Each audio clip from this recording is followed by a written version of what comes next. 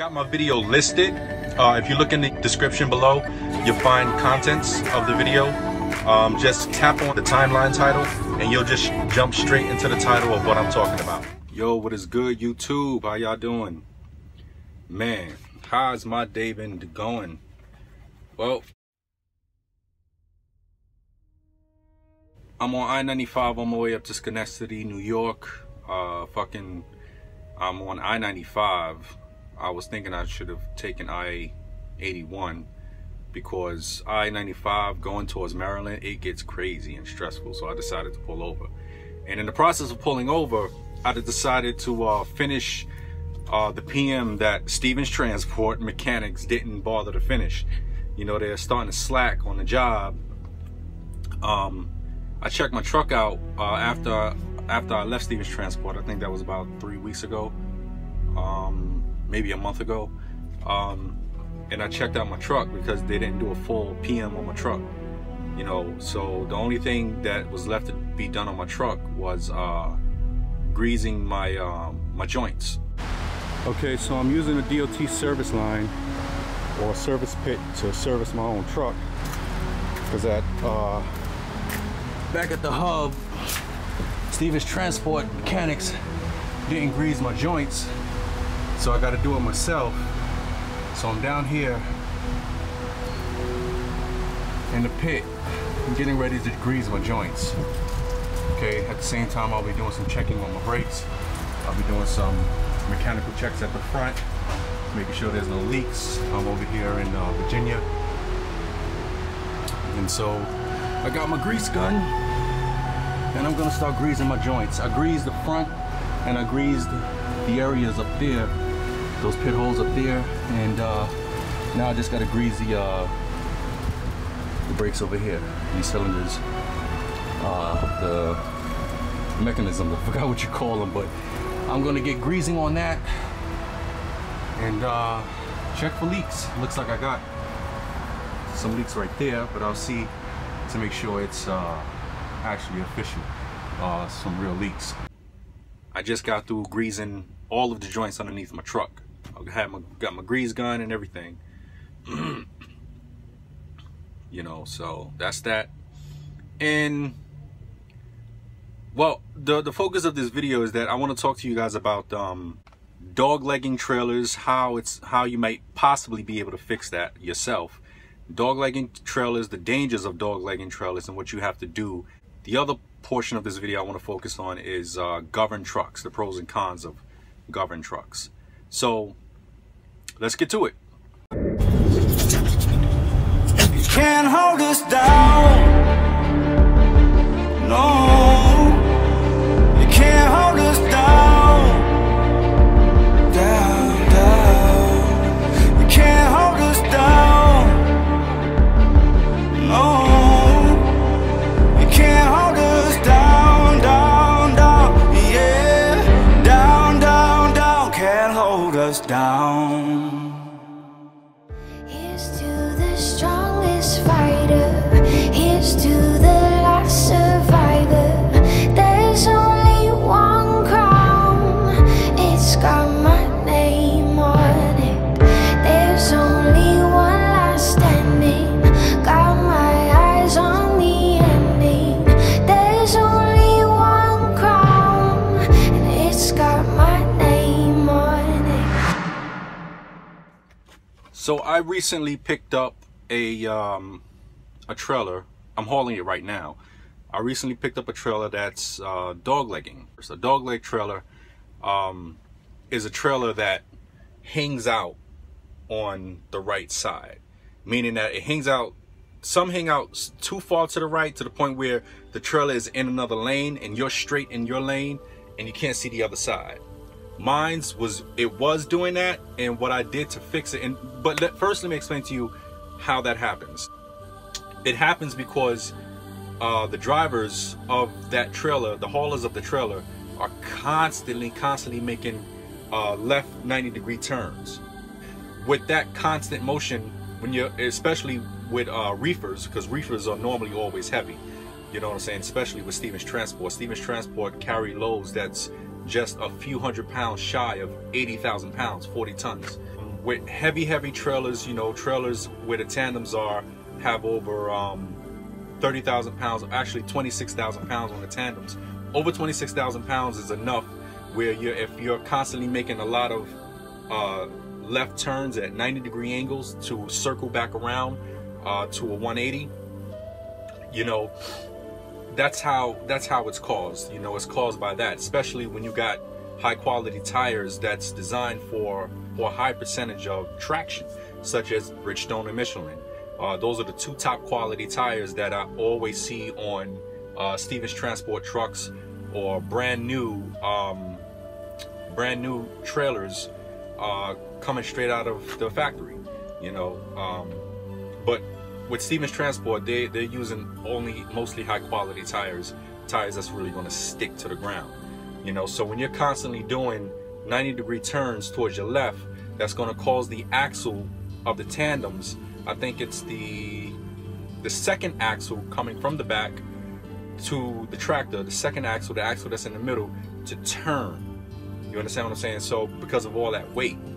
And one of the ways that you can fix it is to do a donut in the other direction. You know, you may look crazy in the yard when you're doing it, but you know what you're doing. So do a donut in the yard. Do a donut to fix it. Do a donut turning in the right, on the right side, 90-degree turn, just to be sure. Do 720 degrees. So that's doing a circle twice, or do it 3 times. Me, I did it 3 times and it did fix it a little bit. So I'm not swinging all the way out there. Now the dangers of a doglegging trailer is this. Specifically on wet surfaces, you want to slow down. You understand what I'm saying? Even though you may have your Bridgestone tires or your Michelin tires, some of the best traction on commercial vehicle tires, a doglegging trailer, when the trailer's out like that, for some companies like CRST, they will fire you if you jackknife. Okay, if you trailer swing and end in a jackknife, you know, they will fire you. Okay, so you have to pay attention to the trailer to see if it's leaning out there. You understand what I'm saying? So pay attention to that, see if it's leaning out there. If it is, put it in the Qualcomm, you know, where you make your report about your trailer and state that the trailer is doglegging. Okay, you're not gonna be able to take it to a TA. You're not gonna be able to take it to a Love to get it fixed. They're not gonna do it. All they're gonna do is tell you that you have to take it back to the trailer manufacturer. In some cases, just deny the load. Deny the load. You understand what I'm saying? You know, especially if you don't know what you're doing. If you don't know what you're doing.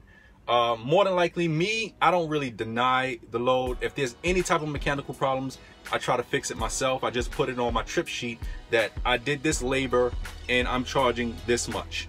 You know what I'm saying? For example, one of my locking pins to slide my tandems had unhinged from the pipe joist that squeezes and pull the locks in. I had to fix that. I charged $25 for my labor on that one.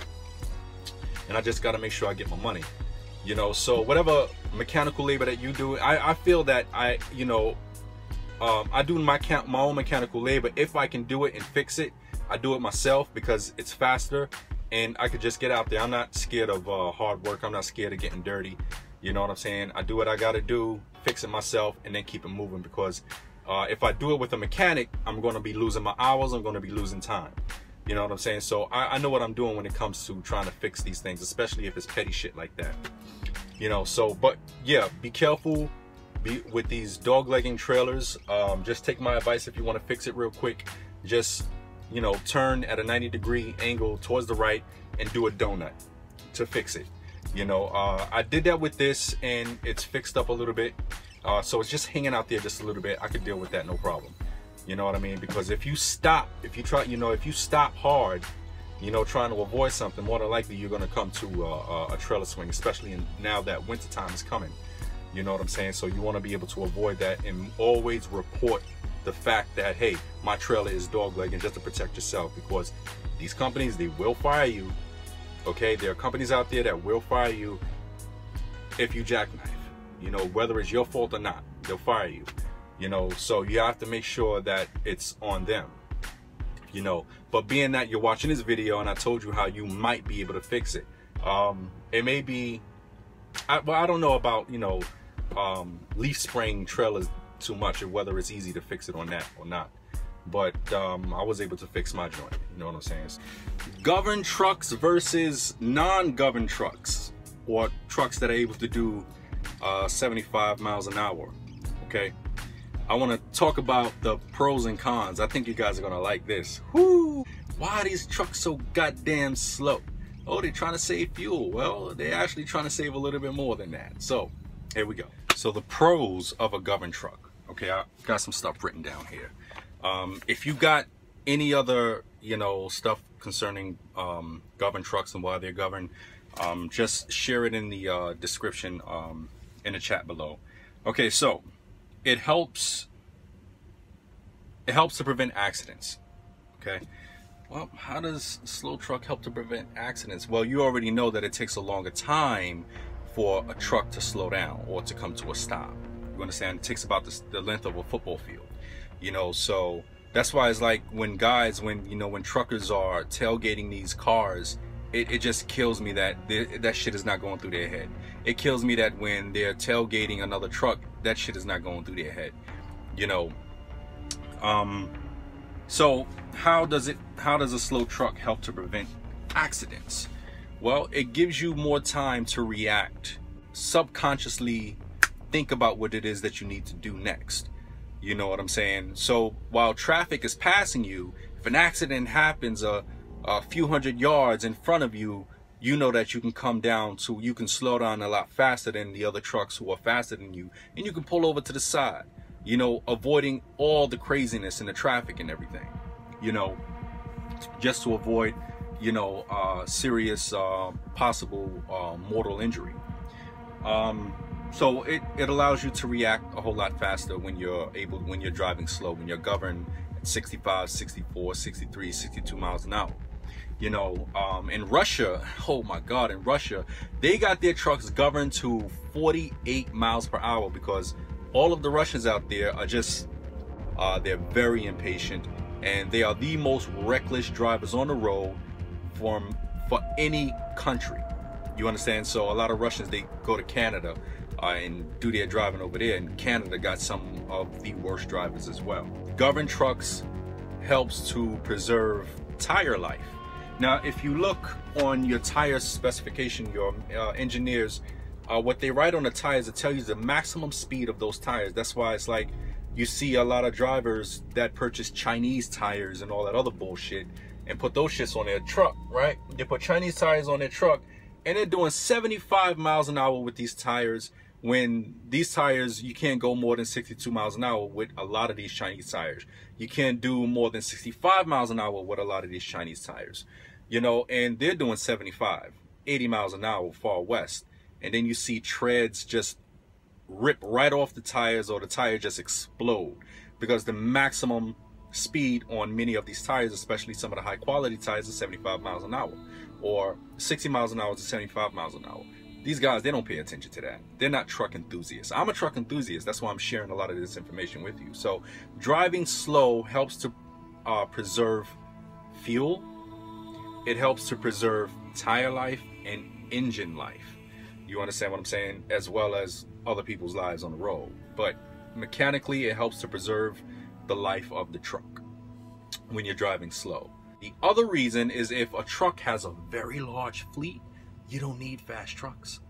You understand? If it has a very large fleet that equals the percentage of their customers, you don't need fast trucks. So that's the pros for the company. You really don't need fast trucks if you have a large fleet that can occupy the demand of your customers. Now that Donald Trump has opened the private sector to a lot of jobs coming back to America, there's not enough truck drivers to fill the seat. Okay, everybody and their mama is trying to become a truck driver. Everybody and their mama is becoming truck drivers, but it's still not enough with the amount of companies that's coming back to the United States. But now you got the fucking Federal Reserve raising the goddamn rates on Donald Trump, you know, and with raising the rates, it's causing the economy to crash, trying to make Donald Trump look like he's the bad guy and he's the cause of the bad, you know, economy, the economy going south. You know what I mean? But he's not. It's the fucking Federal Reserve. We know it. Everybody knows it. The media knows it. But back to the pros and cons of governed trucks. So the cons in governed trucks, slow trucks, it increases more psychological stress. The longer time you have to spend on the road, the tireder you're going to get and the more health problems you're going to have because of continuous sitting. Prolonged driving can cause health issues, obesity, diabetes. The longer time you spend on that fucking road, the worse it will be for you. And you look at Prime. Prime got some of the slowest trucks. Swift got some of the slowest trucks. You know, and the companies is doing this to a benefit mostly for them. You understand what I'm saying? For their pockets, for their insurance, you know, for their asses, you know. But if you're an experienced driver, of course, speed the trucks up. You know what I'm saying? Or simply just go and get your own truck and do your own thing. You know, but make sure you know what the fuck you're doing at those speeds. You know, make sure you know your truck. Make sure you know that your truck can handle those speeds and those fast turns and all this other stuff. Make sure you know what you're doing, period. Governed trucks can cut into your pay.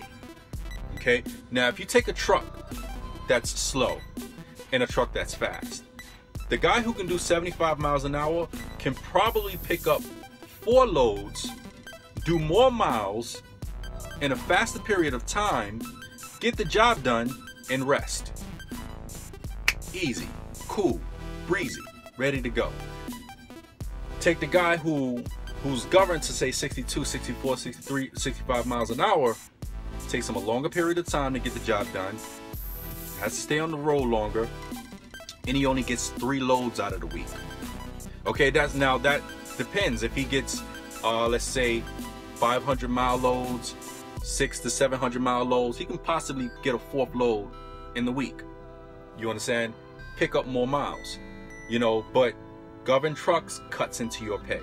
You know, so if you ask a company for more money because you're not making as much money, you know, more than likely they'll probably switch you to a truck that's slower or govern your truck down a little bit more.